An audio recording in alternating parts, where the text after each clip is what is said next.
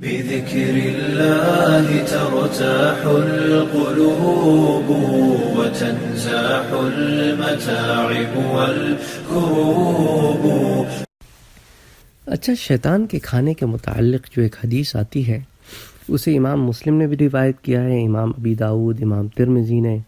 اور کئی کتب حدیث میں اس کو روایت کیا گیا. امام مالک اس کو موطا امام مالک میں اور امام احمد مسند احمد میں اس کو لے کر آئے ہیں. پھر جامع الصغیر وغیرہ میں بھی آئی ہے کہ اللہ کے رسول صلی اللہ علیہ وآلہ وسلم نے ارشاد فرمایا، حضرت عبداللہ ابن عمر اس کے راوی ہیں، کہ اللہ کے رسول نے فرمایا تم میں سے جب کوئی کھانا کھائے تو اپنے داہنے ہاتھ سے کھایا کرے، یعنی رائٹ ہینڈ سے،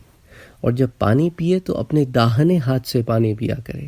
کیونکہ شیطان بائیں ہاتھ سے کھاتا اور بائیں ہاتھ سے پیتا ہے، یعنی وہ پریفر کرتا ہے اپنے لیفٹ ہینڈ کو استعمال کرنا. تم رائٹ ہینڈ سے کھایا کرو اور رائٹ ہینڈ سے پیا کرو. تو اسی لیے اللہ کے رسول صلی اللہ علیہ وآلہ وسلم نے ہمیں دائیں کی طرف ترغیب دی اور بائیں کی طرف سے روکا. کچھ لوگ ہوتے ہیں جو لیفٹ ہینڈڈ ہوتے ہیں، وہ ایک فطری عمل ہے. ان میں سے بعض لوگ جو ہے وہ رائٹ پہ سوئچ ہو جاتے ہیں بعض ایکٹیویٹیز کے لیے، بعض نہیں ہو پاتے، تو وہ ایک الگ مسئلہ ہے. لیکن جان بوجھ کر رائٹ سے آپ کھا سکتے ہیں، اس کے باوجود لیفٹ سے کھا رہے ہیں. یہ ایک آدمی ہے جس کا رائٹ ہینڈ جو ہے وہ مفلوج ہے یا نہیں ہے، تو وہ بائیں ہاتھ سے کھا رہا ہے، وہ ایک الگ سچویشن ہے. بہرحال تو اس ضمن میں یہ حدیث آتی ہے جس کو میں نے آپ کے سامنے ذکر کیا. اچھا، حضرت حذیفہ رضی اللہ تعالیٰ عنہ فرماتے ہیں کہ جب ہم اللہ کے رسول کے ساتھ کسی جگہ کھانے میں حاضر ہوتے تو ہم میں سے کوئی بھی کھانے پر ہاتھ نہ رکھتا یہاں تک کہ اللہ کے رسول شروع فرماتے. تو ایک دن ہم کھا رہے تھے، اس وقت ایک دیہاتی آیا، پھر اس نے کھانے کی طرف ہاتھ بڑھایا تو اللہ کے رسول نے اس کا ہاتھ پکڑ لیا. پھر ایک لڑکی آئی، اس نے بھی کھانے کی طرف ہاتھ بڑھایا تو آپ نے اس کے ہاتھ کو بھی پکڑ لیا. اس روایت کو امام ابو داؤد نے روایت کیا ہے، مسند امام احمد نے اس کو مسند احمد میں روایت کیا ہے، اس کو امام مسلم نے روایت کیا ہے، اور کنز العمال اور امام قرطبی وغیرہ کئی لوگوں نے اس کو حدیث کو روایت کیا ہے کہ جس کھانے پر بسم اللہ نہ پڑھی جائے شیطان اس کو اپنے لیے حلال کر لیتا ہے. تو یہ شیطان اس دیہاتی کے ساتھ کھانے کے لیے آیا تھا اور اس لڑکی کے ساتھ بھی. اس لیے جیسے ہی ان لوگوں نے ہاتھ بڑھایا تو اللہ کے رسول صلی اللہ علیہ وآلہ وسلم نے فوراً ان کے ہاتھ پکڑ لیے اور کہا کہ اس ذات کی قسم جس کے قبضے میں میری جان ہے، شیطان کا ہاتھ ان دونوں کے ہاتھوں کے ساتھ میرے ہاتھوں میں ہے. اچھا، اسی طرح حضرت امیہ بن مخی رضی اللہ تعالیٰ عنہ فرماتے ہیں کہ حضور صلی اللہ علیہ وآلہ وسلم تشریف فرما تھے کہ ایک شخص کھانا کھا رہا تھا، اس نے بسم اللہ نہیں پڑھی تھی، حتیٰ کہ اس کے طعام میں سوائے ایک لقمے کے کچھ باقی نہ رہا.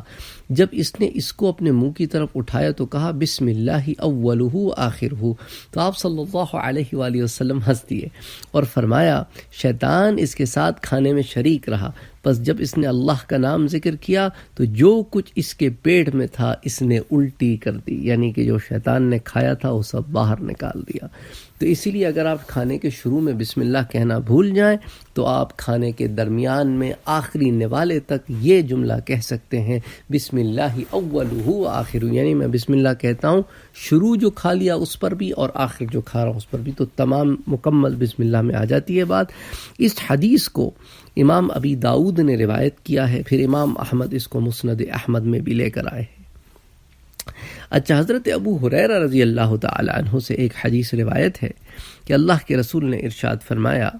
اور اس حدیث کو روایت کیا ہے امام ترمذی نے اور امام ابو داؤد نے، اور اس کو مسند احمد میں اور جمع الجوامع میں، کنز العمال میں، فتح الباری میں، کامل ابن عدی اور مجمع الزوائد. تو یہ کچھ ان میں سے ریفرنسز ہیں. اللہ کے رسول نے فرمایا کہ شیطان تم میں سے ہر ایک کے پاس ہر وقت ہر حالت موجود رہتا ہے، حتیٰ کہ کھانے کے وقت بھی. پس جب تم میں سے کسی سے کوئی لقمہ گر پڑے تو وہ اس سے گندگی کو صاف کر لے، پھر اس کو کھا لے، شیطان کے لیے مت چھوڑے. حضرت جابر رضی اللہ تعالیٰ عنہ سے روایت ہے کہ اللہ کے رسول صلی اللہ علیہ وسلم کو انہوں نے ارشاد فرماتے ہوئے سنا